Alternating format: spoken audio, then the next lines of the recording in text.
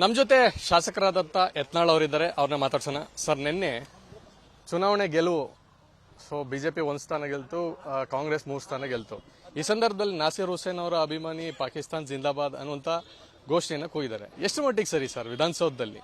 ನೋಡಿ, ವಿಧಾನಸಭೆ ಅನ್ನುವಂಥದ್ದು ಭಾರತ ದೇಶದ ಒಂದು ಪವಿತ್ರವಾದಂಥ ಒಂದು ಜನಪ್ರತಿನಿಧಿಗಳ ಒಂದು ಸಭೆ. ಇಲ್ಲಿ ಬಂದು ಅವರು ಪಾಕಿಸ್ತಾನ ಪರವಾಗಿ ಘೋಷಣೆ ಕೊಡ್ತಾರಂದ್ರೆ ಇದು ಕಾಂಗ್ರೆಸ್ಸಿನ ಸಂಪೂರ್ಣ ಇವರಿಗೆ ಆಶೀರ್ವಾದ ಇದೆ, DK ಶಿವಕುಮಾರ್ ಆಶೀರ್ವಾದ ಇದೆ. ಯಾಕಂದ್ರೆ ಅವರೆಲ್ಲ ಬ್ರದರ್ಸ್ ಇದ್ದಾರೆ ಅವ್ರದ್ದು. ಈ ರೀತಿ ಆದಾಗ ಇದನ್ನು ಕಠಿಣ ಕ್ರಮ ಅನ್ನುವಂಥದ್ದು ತಗೋದೇ ಇದ್ರೆ ಮತ್ತು ಪತ್ರಕರ್ತರಿಗೆ ಧಮಕಿ ಹಾಕ್ತಾನೆ ಒಬ್ಬ ರಾಜ್ಯಸಭಾ ಸದಸ್ಯ. ಇಂಥವ್ರು ರಾಜ್ಯಸಭೆ ಪ್ರವೇಶ ಮಾಡಿದ್ರೆ, ಇಂಥವ್ರು ವಿಧಾನಸಭೆ ಲೋಕಸಭೆ ಪ್ರವೇಶ ಮಾಡಿದ್ರೆ ದೇಶದ ಆಂತರಿಕ ಭದ್ರತೆ ಏನು, ದೇಶದ ಅಭಿಮಾನ ಇಲ್ಲಾರ್ದು ಅಂತ ಇಂಥವ್ರನ್ನ ನಾನು ಹೇಳ್ತೀನಿ. ಏನು ವ್ಯಕ್ತಿ ಅದಾನೆ ಅವನ್ನ ಸಮರ್ಥನೆ ಮಾಡ್ಕೋದಂಥದ್ದು. ಪತ್ರಕರ್ತರ ಮೇಲೆ ಹಲ್ಲೆ ಮಾಡ್ತೀನಿ ಅನ್ನೋ ಮಟ್ಟಿಗೆ ಒಬ್ಬ ರಾಜ್ಯಸಭಾ ಸದಸ್ಯ ಬಂದಾನಂದ್ರೆ ಅವ್ರ ರಾಜ್ಯಸಭಾ ಸದಸ್ಯತೆ ಅನರ್ಹ ಮಾಡಬೇಕು, ಅವ್ರ ಪ್ರಮಾಣ ವಚನ ಕೊಡಬಾರ್ದು. ಈ ಒಂದು ಇದು ಏನು ನಿನ್ನೆ ನಡೆದಂಥ ಘಟನೆ ಏನಿದೆ ಇದನ್ನು ತನಿಖೆ ಮಾಡಿ ಅಲ್ಲಿವರೆಗೆ ಈ ವ್ಯಕ್ತಿಗೆ ಎಲ್ಲಿವರೆಗೆ ಈ ಒಂದು ಇದರಲ್ಲಿ ಕ್ಷಮೆ ಬಿಡೋದಿಲ್ಲ, ಎಲ್ಲಿವರೆಗೆ ಇಂಥ ಘಟನೆ ಇಡೀ ಕಾಂಗ್ರೆಸ್ಸೇ ಕಾರಣ. ಅದಕ್ಕೆ ನಾನು ಮೊದಲೇ ಹೇಳಿದ್ದೆ, ಮೊನ್ನೆನೇ ಹೇಳಿದ್ದೆ, ಹೋದವಾರನೇ. ಕರ್ನಾಟಕದಲ್ಲಿ ಮೂಲಭೂತವಾದಿ ಶಕ್ತಿಗಳೇನವೆ ಅವುಗಳ ಒಂದು ದೊಡ್ಡ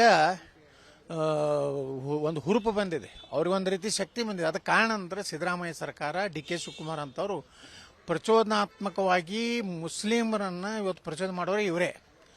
ರಾಹುಲ್ ಗಾಂಧಿ ಅಂತ ಹುಚ್ಚು ಇದ್ದೇ ಇದ್ದಾನೆ. ಅದ್ರ ಜೊತೆ ಇವರೆಲ್ಲ ಸೇರಿದ್ರ ಪರಿಣಾಮ ನೀನು ವಿಧಾನಸಭೆಯ ಒಂದು ಅತ್ಯಂತ ಹೇಯ ಘಟನೆ ಅಂತ ನಾ ಹೇಳಕ್ ಬಯಸ್ತೀನಿ. ನಮ್ಮ ಜೊತೆ ಶಾಸಕರಾದಂಥ ಯತ್ನಾಳ್ ಅವರಿದ್ದಾರೆ, ಅವ್ರನ್ನ ಮಾತಾಡ್ಸೋಣ. ಸರ್, ನಿನ್ನೆ ಚುನಾವಣೆ ಗೆಲುವು, ಸೊ ಬಿಜೆಪಿ 1 ಸ್ಥಾನ ಗೆಲ್ತು, ಕಾಂಗ್ರೆಸ್ 3 ಸ್ಥಾನ ಗೆಲ್ತು. ಈ ಸಂದರ್ಭದಲ್ಲಿ ನಾಸೀರ್ ಹುಸೇನ್ ಅವರ ಅಭಿಮಾನಿ ಪಾಕಿಸ್ತಾನ್ ಜಿಂದಾಬಾದ್ ಅನ್ನುವಂಥ ಘೋಷಣೆಯನ್ನು ಕೂಗಿದ್ದಾರೆ. ಎಷ್ಟು ಮಟ್ಟಿಗೆ ಸರಿ ಸರ್ ವಿಧಾನಸೌಧದಲ್ಲಿ? ನೋಡಿ, ವಿಧಾನಸಭೆ ಅನ್ನುವಂಥದ್ದು ಭಾರತ ದೇಶದ ಒಂದು ಪವಿತ್ರವಾದಂಥ ಒಂದು ಜನಪ್ರತಿನಿಧಿಗಳ ಒಂದು ಸಭೆ. ಇಲ್ಲಿ ಬಂದು ಅವರು ಪಾಕಿಸ್ತಾನ ಪರವಾಗಿ ಘೋಷಣೆ ಕೊಡ್ತಾರಂದ್ರೆ ಇದು ಕಾಂಗ್ರೆಸ್ಸಿನ ಸಂಪೂರ್ಣ ಇವರಿಗೆ ಆಶೀರ್ವಾದ ಇದೆ, DK ಶಿವಕುಮಾರ್ ಆಶೀರ್ವಾದ ಇದೆ. ಯಾಕಂದ್ರೆ ಅವರೆಲ್ಲ ಬ್ರದರ್ಸ್ ಇದ್ದಾರೆ ಅವ್ರದ್ದು. ಈ ರೀತಿ ಆದಾಗ ಇದನ್ನು ಕಠಿಣ ಕ್ರಮ ಅನ್ನುವಂಥದ್ದು ತಗೋದೇ ಇದ್ರೆ ಮತ್ತು ಪತ್ರಕರ್ತರಿಗೆ ಧಮಕಿ ಹಾಕ್ತಾನೆ ಒಬ್ಬ ರಾಜ್ಯಸಭಾ ಸದಸ್ಯ. ಇಂಥವ್ರು ರಾಜ್ಯಸಭೆ ಪ್ರವೇಶ ಮಾಡಿದ್ರೆ, ಇಂಥವ್ರು ವಿಧಾನಸಭೆ ಲೋಕಸಭೆ ಪ್ರವೇಶ ಮಾಡಿದ್ರೆ ದೇಶದ ಆಂತರಿಕ ಭದ್ರತೆ ಏನು, ದೇಶದ ಅಭಿಮಾನ ಇಲ್ಲಾರ್ದು ಅಂತ ಇಂಥವ್ರನ್ನ ನಾನು ಹೇಳ್ತೀನಿ.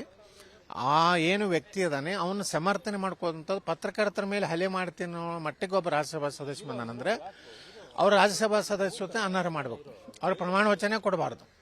ಈ ಒಂದು ಇದು ಏನು ನಿನ್ನೆ ನಡೆದಂಥ ಘಟನೆ ಏನಿದೆ ಇದನ್ನು ತನಿಖೆ ಮಾಡಿ ಅಲ್ಲಿವರೆಗೆ ಈ ವ್ಯಕ್ತಿಗೆ ಎಲ್ಲಿವರೆಗೆ ಈ ಒಂದು ಇದರಲ್ಲಿ ಕ್ಷಮೆ ಬಿಡೋದಿಲ್ಲ, ಎಲ್ಲಿವರೆಗೆ ಇಂಥ ಘಟನೆ ಇಡೀ ಕಾಂಗ್ರೆಸ್ಸೇ ಕಾರಣ. ಅದಕ್ಕೆ ನಾನು ಮೊದಲೇ ಹೇಳಿದ್ದೆ, ಮೊನ್ನೆನೇ ಹೇಳಿದ್ದೆ, ಹೋದವಾರನೇ. ಕರ್ನಾಟಕದಲ್ಲಿ ಮೂಲಭೂತವಾದಿ ಶಕ್ತಿಗಳೇನವೆ ಅವುಗಳ ಒಂದು ದೊಡ್ಡ ಒಂದು ಹುರುಪು ಬಂದಿದೆ, ಅವ್ರಿಗೊಂದು ರೀತಿ ಶಕ್ತಿ ಬಂದಿದೆ. ಅದಕ್ಕೆ ಕಾರಣ ಅಂದರೆ ಸಿದ್ದರಾಮಯ್ಯ ಸರ್ಕಾರ, DK ಶಿವಕುಮಾರ್ ಅಂತವರು ಪ್ರಚೋದನಾತ್ಮಕವಾಗಿ ಮುಸ್ಲಿಮರನ್ನು ಇವತ್ತು ಪ್ರಚೋದನೆ ಮಾಡೋರು ಇವರೇ.